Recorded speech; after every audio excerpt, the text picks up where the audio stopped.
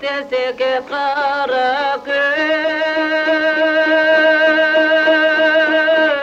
İçinde bir santaşkan altın söz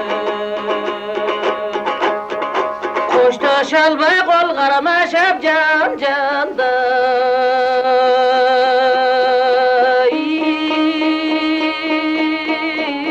Gül boyunda gülen kağani durgan gel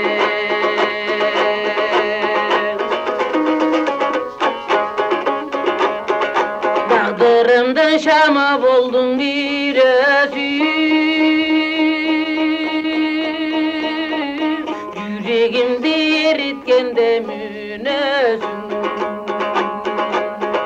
Gösiline boktap kessem düşümde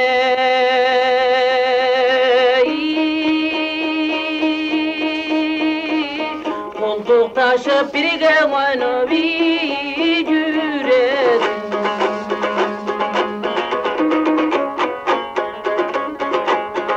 Tüyü gülün solotmasdan sakladım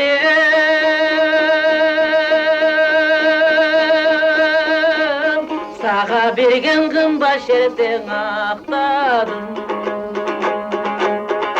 Gelesin bir görüp kalıp düşümde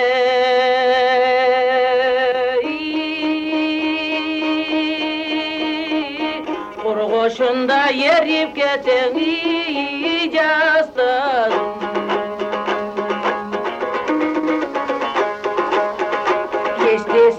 Yeste seket ötkündü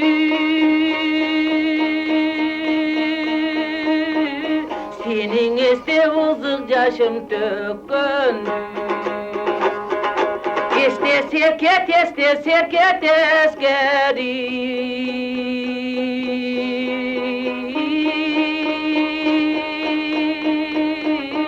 Kul karmaşıp men alıskan iyi getken